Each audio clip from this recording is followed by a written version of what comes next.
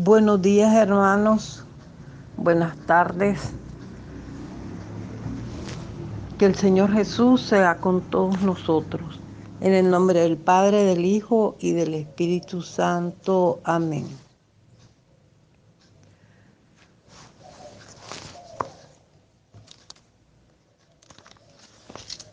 Espíritu Santo, tú eres el Espíritu creador de Dios.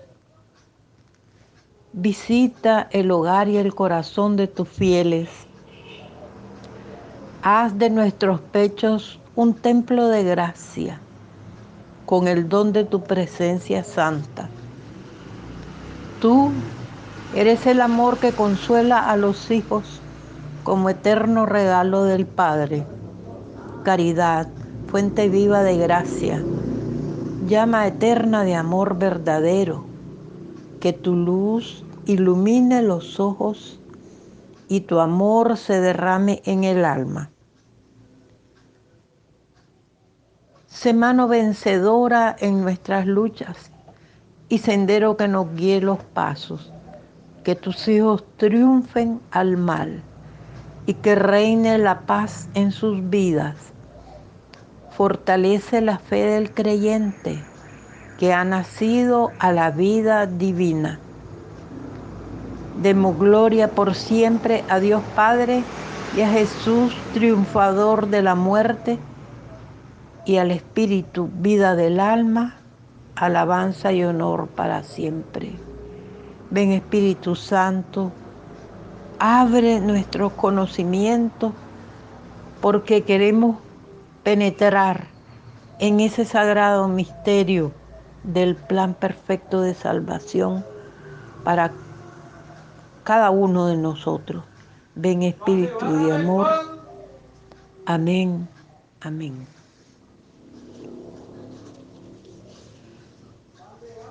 A mí me tocó compartir con ustedes, hermanos, los artículos 5, 6 y 7 del credo.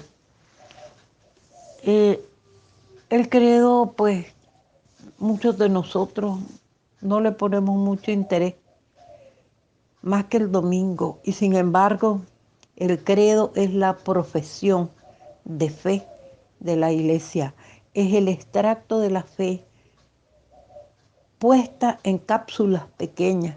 En esos artículos está toda la fe, el magisterio, el poder que tiene la iglesia, todo lo que debemos creer y debemos esperar. Entonces, pongámosle atención a esta recopilación que hemos hecho, porque no producimos nada, porque ya nada podemos producir. La iglesia todo ya lo ha producido y nosotros solamente hemos recogido parte de todo ese conocimiento. Yo me he apoyado en el catecismo que me indicó el profesor, en las páginas que él me indicó, en mi libro de Cristología de la Escuela Bíblica Concepción Carrera, en mi folleto de Cristología y en un folleto sobre el credo, la profesión de fe, vista a la luz de los conocimientos de Santo Tomás de Aquino. Entonces todo lo que yo les voy a decir ya está dicho. No creo pues que pueda decir algo con que ustedes queden inconformes, pero si queda alguna inconformidad, ustedes pueden poner aquí en la escuela la pregunta y entre el profesor y alguien que pueda, pues nos vamos a desenredar un poco. Vamos a invitar a María Santísima, Virgen poderosa, grande e ilustre defensora de la Iglesia, singular auxilio de los cristianos, terrible como un ejército ordenado para la batalla, que nos acompañe. Ella sola ha triunfado en todas las herejías del mundo. Oh Madre, en nuestras angustias, en nuestras luchas, en nuestras necesidades, líbranos del enemigo y a la hora de la muerte, llévanos al paraíso. Amén. María, auxiliadora de los cristianos, ruega por nosotros. El artículo 5 dice, Jesucristo descendió a los infiernos y al tercer día resucitó de entre los muertos. El símbolo de los apóstoles confirma en un mismo artículo de fe el descenso de Cristo a los infiernos y su resurrección de entre los muertos al tercer día. En su Pascua, desde el fondo de la muerte, Él hace brotar la vida. Luego de morir, baja al inframundo, al Hades, al Sheol, al seno de Abraham, al lugar de los muertos, para anunciar la buena noticia, el querigma a toda criatura, para iluminar a los que estaban ahí retenidos en el valle de sombras de muerte, y brillando sereno como el sol que no conoce el ocaso, luego reinar por los siglos sin fin. Bajó el Señor Jesús al Hades, y con todas las almas de los justos ahí retenidas y privadas de la visión de Dios, subió luego para llenarse de su gloria. No sacó a nadie condenado del infierno, solo liberó a los justos que dormían para iluminarlos según sus promesas. Él es el príncipe de la vida. Tiene las llaves del Hades, dice el Apocalipsis 1:18. Cristo muerto bajó con su alma unida a su persona divina y abrió las puertas del cielo a las almas de los justos retenidas desde tiempos de Adán, pero Él va como el Salvador. Con la muerte de Jesús, un gran silencio cubrió la creación. Él era la delicia de esa creación, pero el Rey de Reyes dormía. Su carne mortal yacía encerrada en el sepulcro, mientras Él anunciaba, levántate tú que duermes, porque no estás creado para estar encadenado en las sombras. Por eso, al tercer día, el domingo, resucitó de entre los muertos, no revivió. Como Lázaro de Betania para morir luego, resucitó para nunca más morir, y este hecho es una realidad histórica comprobable. Resucitó al tercer día, pues si lo hubiera hecho antes, se podría creer que no había muerto. Y no fue después para que los discípulos no perdieran la fe. Dice el Salmo 3:6, me acosté, me dormí y me levanté. Para confirmar este hecho, se apareció a las mujeres, luego a Pedro y después a los 11. Algunos discípulos no creían, pensaba es un fantasma. Por ejemplo, Tomás y los discípulos de Emaús. Ya el cuerpo de Cristo estaba lleno del poder del Espíritu Santo. Y dice San Pablo, Cristo resucitado es el hombre celestial. En 1 Corintios 15:35.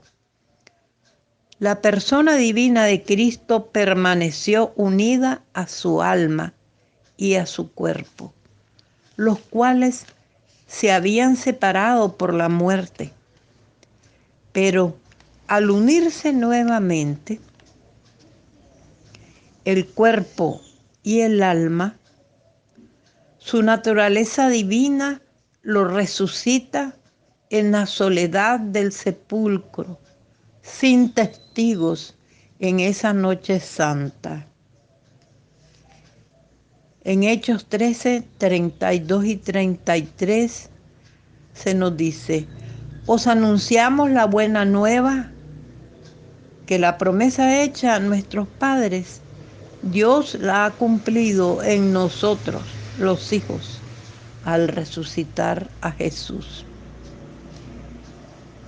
Esta resurrección es la verdad central transmitida por la tradición de la Iglesia. Es parte esencial del misterio pascual junto con la cruz. Pablo atestigua en el año 56 después de Cristo en 1 Corintios 15, 3 y 4. Y nos dice: porque os transmití lo que recibí, que Cristo murió por nuestros pecados según las Escrituras, que fue sepultado y resucitó al tercer día, y que se apareció a Cefas y luego a los 12. Otro elemento importante es el sepulcro vacío. Lo comprobaron las santas mujeres, luego Pedro y Juan. Después Jesús se aparece a Pedro y a 500 personas de una vez. Dice 1 Corintios 15, 4, 8. El hecho de creer en la resurrección no es producto de una euforia o una credulidad o un fanatismo pasajero de los discípulos de Jesús. Por el contrario, nace de una experiencia directa con la realidad. Ellos tienen experiencias con el tacto, lo tocan. Dice Lucas 24, 39. Comparten la comida en Lucas 24, 30. Ponen sus dedos en las llagas todavía abiertas de su cuerpo glorioso, como Santo Tomás en Juan 20, 24. Por eso, aunque nadie fue testigo del suceso, fue algo que trasciende y sobrepasa la historia del género humano. La resurrección es obra maravillosa de la Santísima Trinidad. Nos enseña el Catecismo en los numerales 654 y 655. La resurrección, dice, se realiza por el poder del Padre, que resucita a su Hijo para introducir su humanidad en la Trinidad. Segundo, Jesús retoma su vida y se manifiesta como verdadero Hijo de Dios con poder. Tercero, el Espíritu Santo da vida a la humanidad muerta de Jesús y lo eleva al estado glorioso de Señor de la creación. Ya en Juan 10, 17 y 18, Jesús nos afirma: yo doy mi vida cuando quiero y tengo poder para recobrarla de nuevo. Así lo dispuso mi Padre. Pero todo era confuso para aquellos hombres humildes, aunque ya tenían 3 años de experiencias vividas con Jesús. La fe de los discípulos fue sometida a pruebas radicales durante la pasión y muerte del Maestro, muerte cruel que él mismo les había anunciado. Los evangelios nos muestran un grupo de creyentes abatidos, con caras sombrías y asustados, a los que todo les parece imposible. Esta resurrección gloriosa, además de confirmar la divinidad de Jesús, nos alcanza a todos nosotros la justificación. Nos regresa a vivir en la gracia de Dios que perdimos por el pecado. Realiza la adopción como hijos de Dios y hace que Cristo, primogénito de entre los muertos, sea la certeza de nuestra resurrección. Cuando sean vivificados nuestros cuerpos mortales en el mundo futuro, más allá del tiempo y del espacio.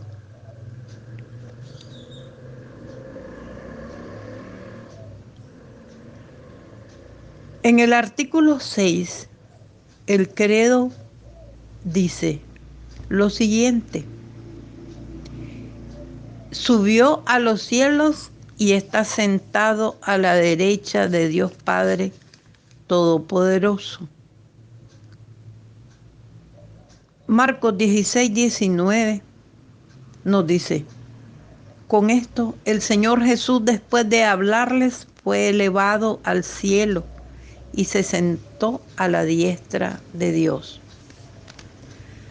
Con su cuerpo glorioso, Jesús durante 40 días come y bebe familiarmente con sus discípulos.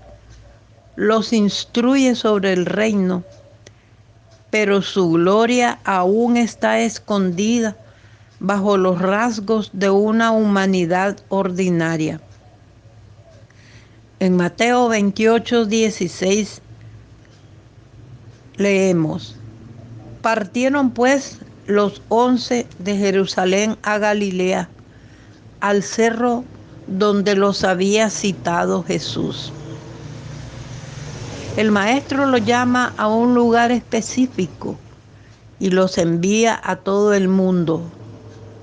Y luego de bendecirlos, se eleva, asciende, sube por su propio poder al cielo y es tapado por una nube y se sienta en el cielo a la derecha de Dios.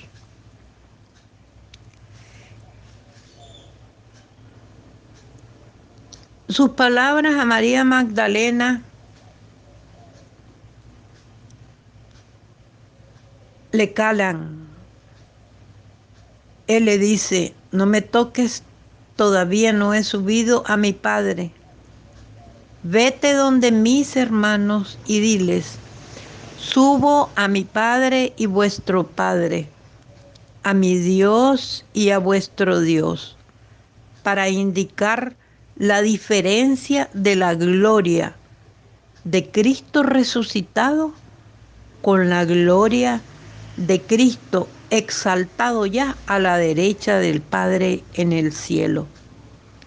La ascensión, pues, es la etapa última de la vida terrenal de Cristo, pero está unida a la primera etapa de su vida, que es la bajada desde el cielo en el momento de su encarnación. En Juan 16:28 leemos: solo el que salió del Padre puede volver al Padre. La humanidad por sus propias fuerzas no tiene acceso a la casa del Padre.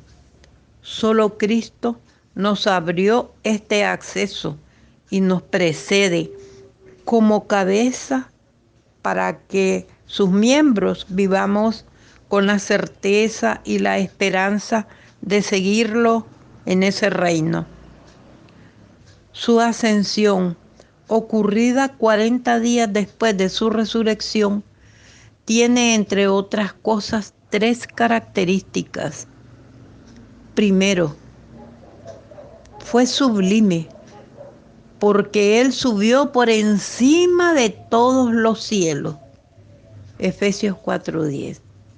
Segundo, fue racional, porque Cristo vino a luchar contra el diablo y lo venció.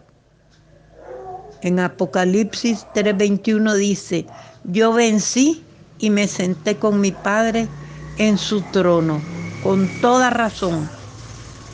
Y tercero, fue útil, pues nos da la seguridad de que Él intercede siempre por nosotros, de que tenemos uno que aboga ante el Padre, Jesucristo. Además, en el cielo Cristo ejerce su sacerdocio eterno. Es el centro y oficiante principal de la liturgia que honra al Padre en los cielos. En Apocalipsis 4, 6, 11 leemos: al sentarse a la derecha del Padre, Cristo inauguró su reino de Mesías, como dice Daniel 7:14. A Él es el imperio, el honor, el reino, y todos los pueblos, naciones y lenguas le sirven. Su imperio es eterno.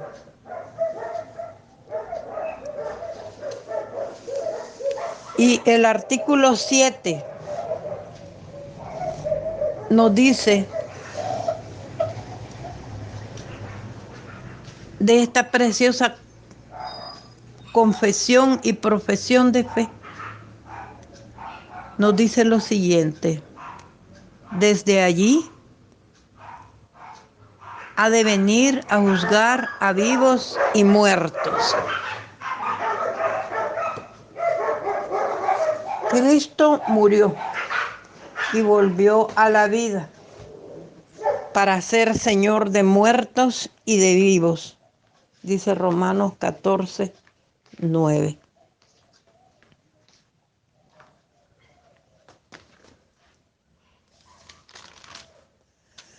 La ascensión de Jesús significa que Jesucristo posee todo poder en los cielos y en la tierra. Él es el Señor del reino eterno y su cuerpo místico, la Iglesia, es el germen de ese reino en esta tierra. Ya estamos en la última hora. Ya llegó el final de los tiempos, el final de la historia, y se manifiesta con signos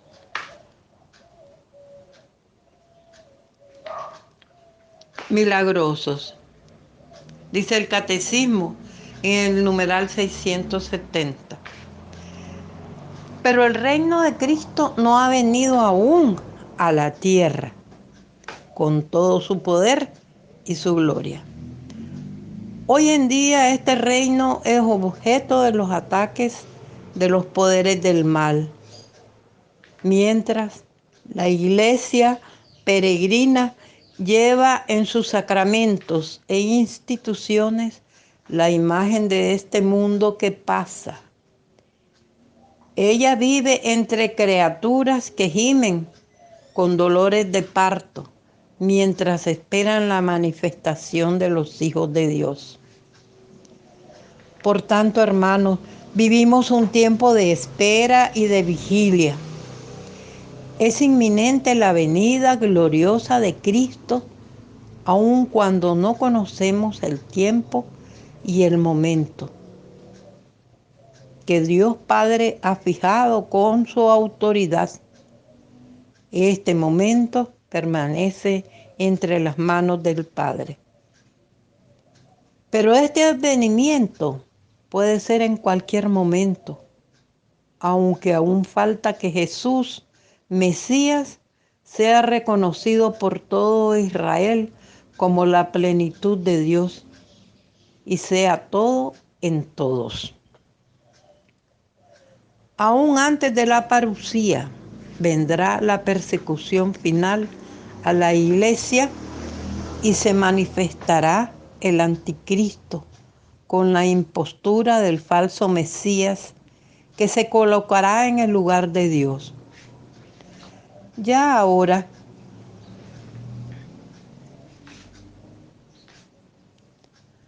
se dibuja con el milenarismo, que es una forma de poder perversum.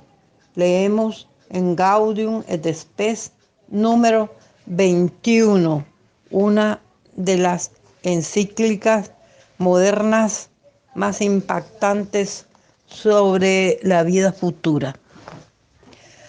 Al igual que los profetas Daniel, Joel, Miqueas, Juan Bautista, Jesús anunció el juicio del último día, cuando saldrá a la luz la conducta de cada uno y los secretos del corazón. Cristo será en este juicio juez y señor, pues adquirió este derecho por su cruz, aunque Él no vino a juzgar ni a condenar, sino que vino para salvar y darnos vida y vida en abundancia.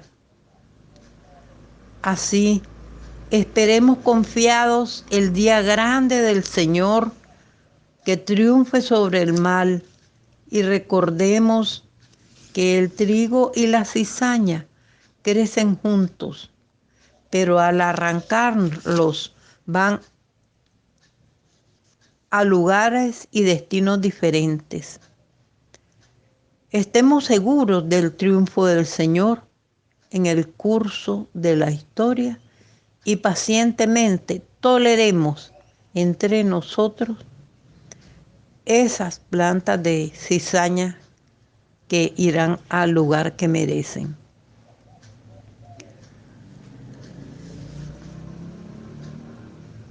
Estamos siempre a la espera del Señor.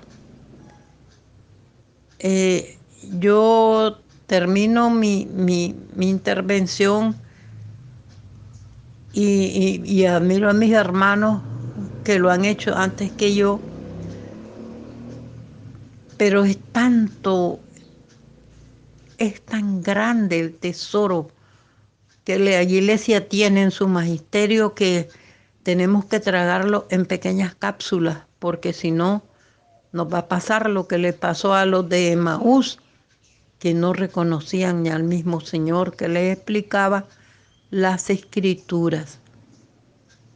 Entonces, sepamos y no tengamos temor a defender nuestra iglesia, porque tanto las Sagradas Escrituras como el catecismo y todos estos documentos de los padres de la iglesia, de los doctores de la iglesia, de los concilios, todos los dogmas que han sido publicados, salen y son hechos recogidos por la propia iglesia. La Biblia es un libro que está hecho, la iglesia con su magisterio escogió lo que del Antiguo Testamento estaba conforme a la doctrina y el credo de la iglesia y lo puso en el Antiguo Testamento. Y en el Nuevo Testamento tomó los escritos de sus discípulos, de sus apóstoles, de sus evangelistas, las cartas de Pablo, el Apocalipsis y todo eso de la iglesia, producido en el seno de la iglesia católica y que después han manoseado sus malos hijos y han ido quitándolo. Cuando algo, hermano, que tú estás escuchando, como lo que has oído en estas ponencias que humildemente hemos hecho, crees que no está correcto, que no está conforme lo dice la Sagrada Escritura, es porque tú estás malinterpretando esa palabra de Dios. Busca ayuda y pidámosle al Señor que nos dé esa tolerancia, que el Espíritu Santo nos enseñe a amarnos a todos y cada uno de nosotros. Gracias a todos. Mi cariño al profesor que ha hecho llevadera y productiva esta pandemia, este aislamiento de la pandemia, y nos ha dado la oportunidad de aprender sobre la vida eterna en medio de las tempestades del mundo. Agradecemos a la Virgen María ese amor de madre y ese enseñarnos a guardar las cosas del Señor en nuestro corazón. Yo me siento, hay momentos que me pongo a meditar, a leer mi folleto y siento como que me ahogo de todos los conocimientos que se nos han regalado en esta escuela de teología. Y siento tristeza porque es como un río de gracia desbordada que corre y no muchos bebemos de ese río de enseñanzas que nos da el profesor. Que el Señor lo bendiga a él, lo guarde, a toda su familia, a todos nosotros, a todos y cada uno. Creamos, amemos, pidamos por el Papa, por nuestro párroco, por nuestra parroquia. Pidámosle al Señor los milagros y los vamos a ver. Infinitamente seas alabado, mi Jesús sacramentado. Infinitamente seas alabado, mi Jesús sacramentado. Infinitamente seas alabado, mi Jesús sacramentado. Que en los cielos y en la tierra tu nombre sea por siempre bendito y alabado en el nombre del Padre, del Hijo y del Espíritu Santo. Amén. Aleluya. Ven, Señor Jesús. Amén. Gracias.